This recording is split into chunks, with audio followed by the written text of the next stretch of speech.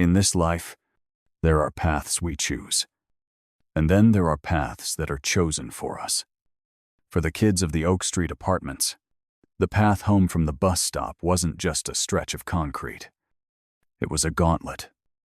It was a place of fear, controlled by shadows that had names and faces. But today, that route was about to be redrawn by men who understood that sometimes the only way to get rid of shadows is to show up with so much thunder they have nowhere left to hide. It was 3:15 p.m. A Tuesday. For the Gentle Bikers Motorcycle Club, it was just a pit stop. 5 of them, led by their club president, Bear, were fueling up their bikes. Bear was a mountain. He stood 6'5", with a chest as broad as a barrel. His sleeveless black leather vest, strained across his back, bore their club patch. His arms were a roadmap of tattoos, with a prominent skull inked onto his bicep. His hair was slicked back, and his thick beard was graying at the chin. He was a gentle giant, but a giant nonetheless calm, stoic, and intimidating as hell. He was laughing quietly with his VP, Wrench, when a shadow fell over his boot. He looked down. Standing there, trembling so hard he looked like he might vibrate apart, was a little boy, 8 years old, maybe 60 pounds, soaking wet. He was tiny for his age, drowning in a worn-out blue school uniform. This was Leo. Leo wasn't looking at the tattoos, the leather, or the gleaming chrome. He was staring at Bear's face with a desperate, frantic focus. In his small, clenched fist, he held a single, crumpled dollar bill. Bear and his crew went quiet. They were used to people staring, but this was different. This wasn't fear of them. This was a child who was terrified of something else entirely. Bear motioned to his men, and one by one, the deep, rattling rumble of the motorcycles died. The sudden silence was heavy. Bear knelt, a slow, deliberate movement. He put himself on the boy's eye level. His voice was a low, gravelly rumble. "You okay, son?" Leo took a shuddering breath. He had to look straight up, even with Bear kneeling. He ignored the other 4 bikers, who had formed a silent, protective semicircle behind him. He stepped forward and did the one thing he had the courage to do. He tugged on the fabric of Bear's vest. His voice was barely a whisper, so quiet Bear had to lean in closer. "Mister, please." Leo's small, dirty hand pushed the crumpled dollar bill toward the massive biker. "I only have this $1, but you can have it. My sister's bus is coming. The bad boys are waiting for her in the alley. Please, can you just walk my sister home? $1. A child's entire fortune, offered up to hire an army." Bear didn't look at the money. He looked at the boy's eyes.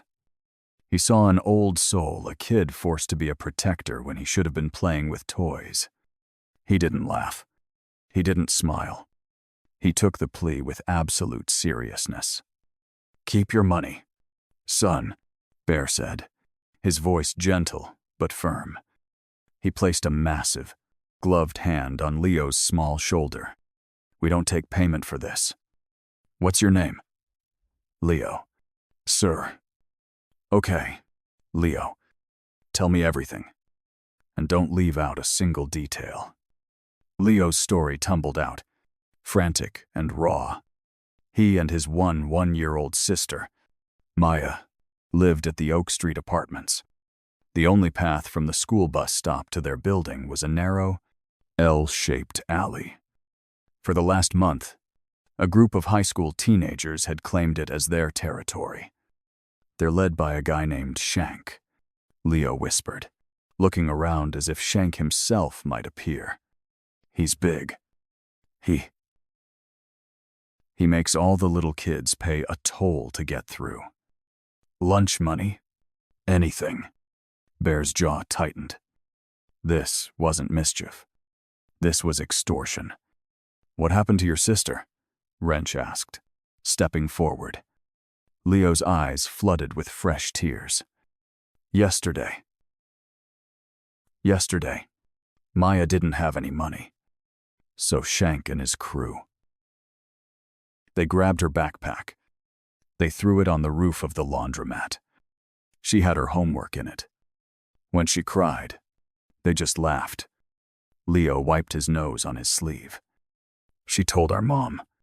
Mom called the police. But the police said they can't babysit an alley. They just drove by once and left. Shank saw it all. Bear's face was now carved from stone. He knew what came next. This morning, Leo said, his voice cracking, Shank found me before school. He said because Maya snitched, they were going to teach her a real lesson. He said he was going to be waiting for her today. He said she'd be. Really sorry. Bear looked at his watch. 3:19 p.m. What time does her bus get here? Leo? 3:25. Leo choked out. She's going to be there in 6 minutes. They're waiting for her right now. I know they are. Please, you gotta help. The stakes were laid bare. And one 1-year-old girl, a 6-minute-long fuse, and a pack of teenage predators waiting in an alley. Bear stood up to his full height. He looked at Wrench. He looked at his other 3 brothers, Diesel, Ghost, and Doc. Not a single word was spoken. They didn't need to. This was their code. This was why they wore the patch. Bear turned back to Leo. Leo, your sister is going to get home safe today. That is a promise. But the boy's words echoed in his head. Mom called the police. They can't babysit an alley. Bear realized walking Maya home today wouldn't solve the problem. It would just delay it. Shank would be back tomorrow, and the gentle bikers wouldn't be there. Unless they changed the entire map. Son, Bear said, walking her home isn't enough. Is it? They'll just come back. Leo's face crumpled, because he knew it was true. We're not just going to walk her home, Bear rumbled, pulling his phone from his vest pocket. We're going to redraw the route. We're going to make that alley a safe passage. For good. He dialed a number. This is Bear. I'm at the 7-Eleven on Oak. I'm calling in a code, Broken Arrow. No, it's not a brother. It's a kid. A whole neighborhood of them. I need every single member who isn't at work to be at the mouth of the Oak Street alley. 5 minutes ago. He hung up. He looked at Leo, whose eyes were wide with a mix of terror and awe. Leo, Bear said, we're not just going to walk your sister home. We're all going to walk her home. And we're going to have a little chat with these landlords about their lease being up. A child's desperate plea. A promise made in steel and leather. In that moment, Leo had done more than hire a few bodyguards. He had summoned an army. These men didn't hesitate. They didn't ask why. They asked where. If you believe in the gentle bikers, code that the strong have a duty to protect the weak, then show your support. Hit that subscribe button and become part of the family. And let us know in the comments. Where in the world are you watching from tonight? There is no sound on earth quite like a Harley-Davidson engine coming to life. It is not a noise. It is a heartbeat. A sudden, mechanical thunder that promises action. Bear swung his leg over his bike and settled into the seat. Wrench handed a spare helmet to Leo who fumbled with the strap. Bear took it, his large, tattooed fingers deftly clicking the buckle under the boy's chin. "Hold on tight to me, son," Bear rumbled. Leo wrapped his small arms around Bear's waist, burying his face in the leather vest that smelled of gasoline and the open road. The 5 bikes roared out of the gas station, not as a scattered group, but as a single, disciplined unit. They moved through traffic with a fluid grace that belied their size. Leo's heart pounded in his chest, not from fear, but from the raw, vibrating power beneath him. He had never felt so safe in his entire life. They were only 3 blocks away. It took them less than 2 minutes. As they turned the corner onto Oak Street, Leo's eyes went wide. The mouth of the L-shaped alley was just ahead, and it was already full. Bear's code broken arrow had been answered. It wasn't just 5 bikers. It was 30. 30 gentle bikers from 3 different local chapters, standing shoulder to shoulder. Their bikes were parked in a perfect, menacing double line, forming a wall of chrome and steel that blocked the entire street. Pedestrians were crossing the road to avoid them. Cars were slowing to a crawl. The air was thick with the smell of exhaust and the low, idling rumble of 30 engines. The 5 bikers from the gas station rolled up and parked, completing the line. Bear killed his engine and lifted Leo off the bike, setting him on the sidewalk as if he weighed nothing. "Stay with Wrench," Bear commanded. "Don't move from this spot." Leo nodded, his eyes as wide as saucers, staring at the army his dollar had summoned. And right on cue, the high-pitched screech of air. Brakes cut through the rumble. The yellow school bus hissed to a stop at the corner. The doors folded open. A thin girl with a long brown ponytail and a nervous look on her face stepped off. This was Maya.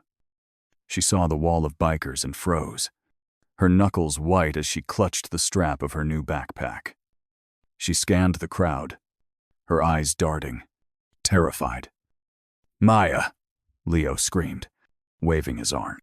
Her head snapped toward the sound. She saw her brother, standing next to a giant in a leather vest. Her fear turned to pure, stunned confusion. She started to walk toward him, hesitant, and that's when the shadows came to life. The alley was a natural choke point, a trap, and the predators were waiting. From the darkness of the narrow path, 4 figures emerged. Teenagers, trying to look like men. The one in the lead. Shank? He was 17 but looked older. He was tall, with a mean, thin face and a stupid, cocky smirk. He held a half-empty soda cup in his hand. His 3 friends fanned out behind him, blocking Maya's path home. Well, Shank sneered, his voice carrying in the quiet. "Look who it is. Little snitch. You miss your backpack?" Maya stopped dead. She was still 20 feet from the alley, and 30 feet from her brother. She was trapped in no man's land. I have to go home," she stammered. "Oh, you'll go home," one of his friends laughed. "After you pay the toll. And today, the price went up. For you and your snitch, Mom." Shank took a menacing step toward her. He raised the soda cup. "You look thirsty, Maya. Let me help you with that." "I wouldn't," a new voice said. It was Bear. His voice wasn't loud. It was a low, calm, gut-rumbling baritone. But it cut through the air like a razor. Shank and his crew froze. They turned. Their smirks vanished. They weren't looking at one biker. They were looking at 30. A silent, unmoving wall of men in black leather, all staring directly at them. The gentle bikers didn't move. They didn't shout. They just watched. Shank's bravado faltered. This wasn't in the plan. "What the hell is this?" he stammered. "A circus?" "No," Bear said, taking a slow, deliberate step forward. The other 29 bikers took one single, unified step forward with him. The sound of 30 pairs of boots hitting the pavement at once was like a drumbeat. Shank and his crew took an involuntary step back, deeper into the mouth of the alley. "This," Bear said, "is a change in management." He walked calmly across the street, his boots heavy on the asphalt. He stopped 10 feet in front of Shank. The teenager, who had seemed so big and scary moments before, suddenly looked like a child playing dress-up.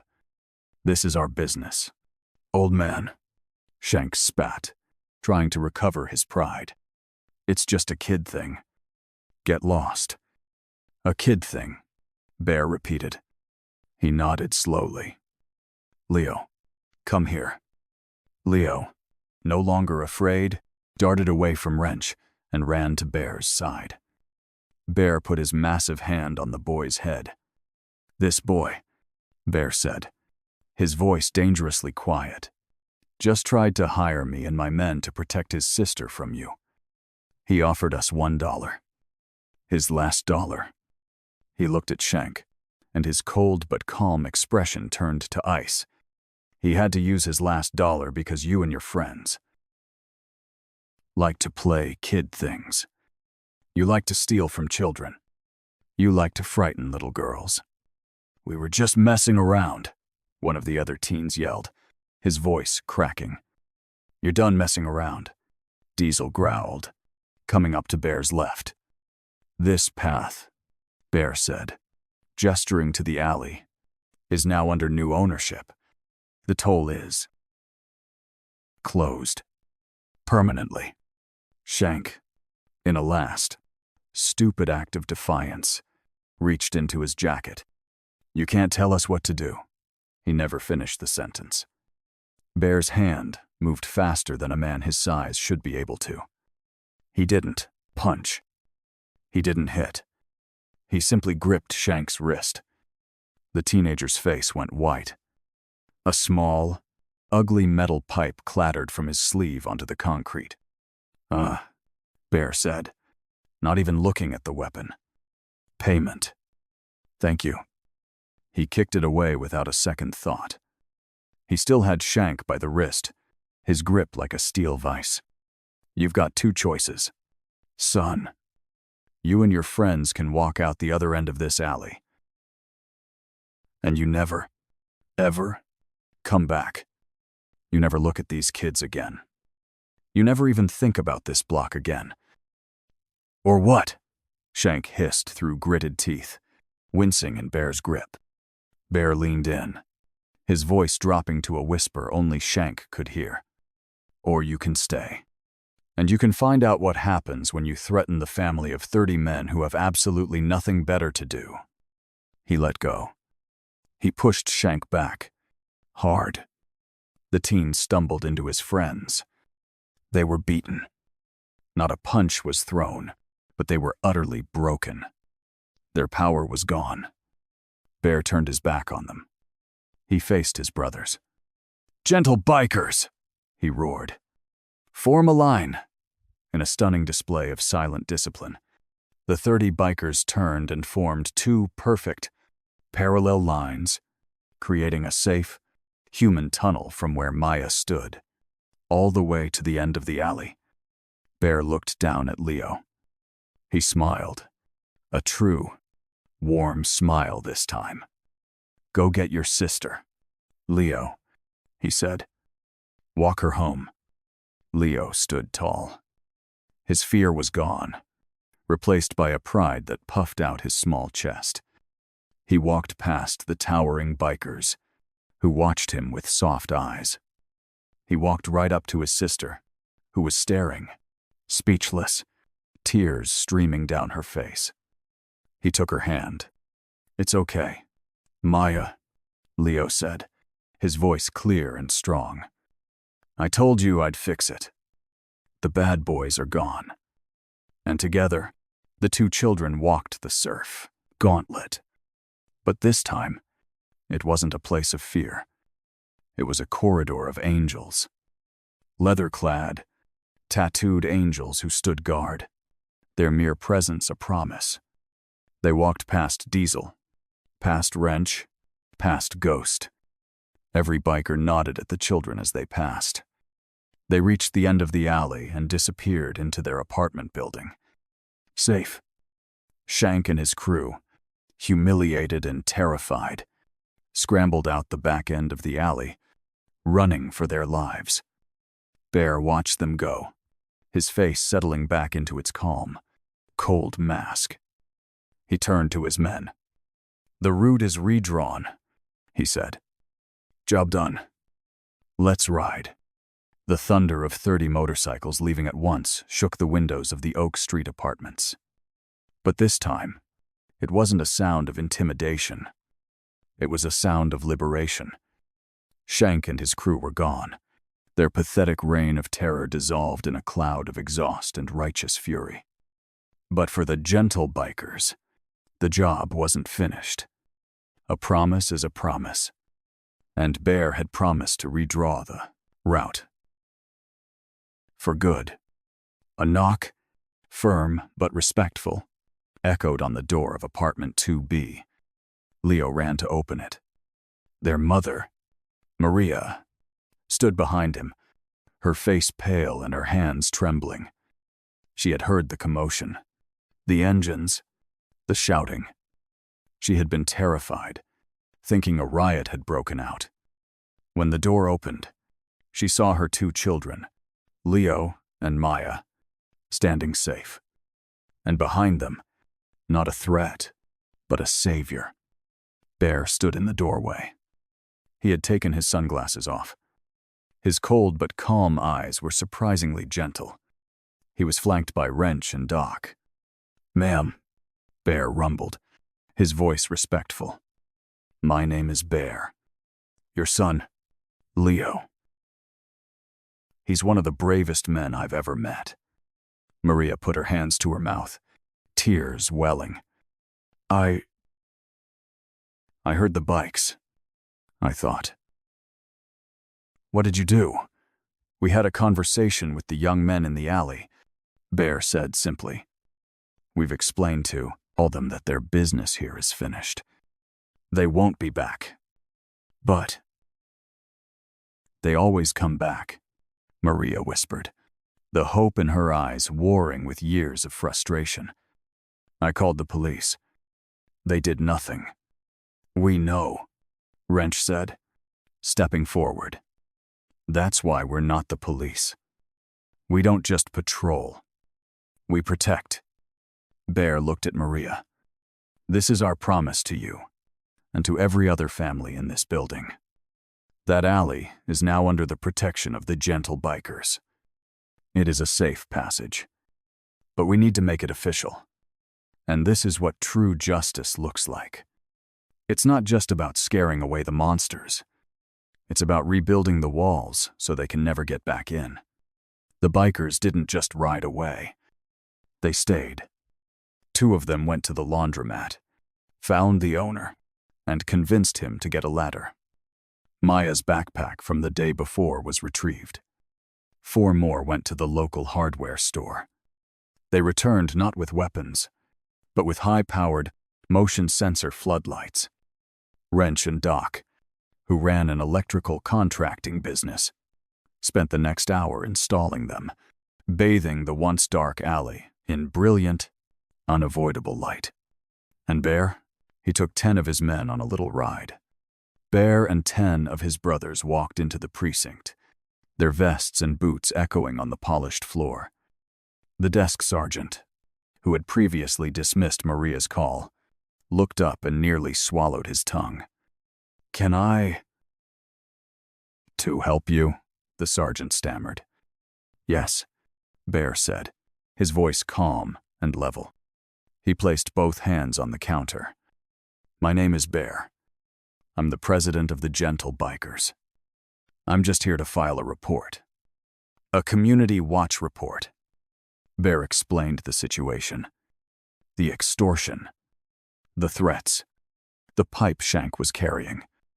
And, Bear continued, I wanted to let you know that since your department is too busy to babysit an alley, my men and I will be taking over that responsibility. We've just installed new security lighting. And from now on, 2 of our members will be parked at each end of that alley every day at 3:25 p.m. just to make sure the children get home safe. The sergeant's face went red. Now, look here. You can't just, we can. Bear interrupted, his voice dropping an octave. And we will. We're not here to cause trouble, officer. We're here to end it. We've solved the problem you couldn't. You're welcome. He turned and walked out, his men parting around him. The message was delivered. The villains weren't just humiliated, they were rendered obsolete. The route wasn't just redrawn, it was fortified. That evening, the gentle bikers returned to apartment 2B. They didn't come empty-handed. They brought pizza, 10 large boxes, and sodas. They brought Maya a new, heavy-duty backpack, bought by Wrench. And they brought Leo a gift. It was a small, child-sized black leather vest. On the back, in perfect stitching, was the gentle biker's patch. Leo's eyes lit up, brighter than any of the new floodlights. You're a protector, Leo, Bear said, kneeling in front of him. Just like us. You're part of the family now. And we always protect our family. Maria watched, tears streaming down her face, as her son was hugged by a dozen of the most intimidating and kindest men she had ever seen. The fear that had lived in her apartment for months was finally, truly, gone, replaced by the smell of pizza and the rumble of laughter. The next day, at 3:25 p.m., 2 gentle bikers were there, parked like statues. And the day after that, and the day after that. But the bikers weren't alone. On the 3rd day, a few parents from the apartment building came out, holding cups of coffee for the 2 men. On the 4th day, more parents came. On the 5th day, the alley wasn't a gauntlet anymore. It was a block party. The gentle bikers had done more than just redraw a route. They had given the community its courage back. They had shown the shadows that the light was stronger. Shank and his crew were never seen on Oak Street again. The story of 30 bikers answering a child's call had spread through the local schools like wildfire. The alley was no longer a place of fear. It was a landmark. It was the alley the bikers protected. We are taught to look for heroes in shining armor. We're told they wear capes and fly through the sky. But that's just in the movies. In the real world, heroes are different. They are often the people no one sees. Until they are the only ones willing to show up. They are the men who look intimidating, who are covered in leather and ink, but who will stop everything in their lives to answer the call of a child with a $1 plea. Heroes are the gentle giants. Leo learned the most important lesson of his life that day. Family isn't always the one you're born into. Sometimes, family is the one you find. Sometimes, family is a brotherhood of 30 men who will form a wall of steel and leather to make sure you and your sister get home safe. They proved that true strength isn't about who you can hurt, it's about who you choose to protect. If this story reminded you that heroes are real and that family is a choice, help us share that message. Like this video, share it with someone who needs to see it, and make sure you are subscribed to Gentle Bikers. Until next time, stand tall, protect the vulnerable, and be the one who shows up.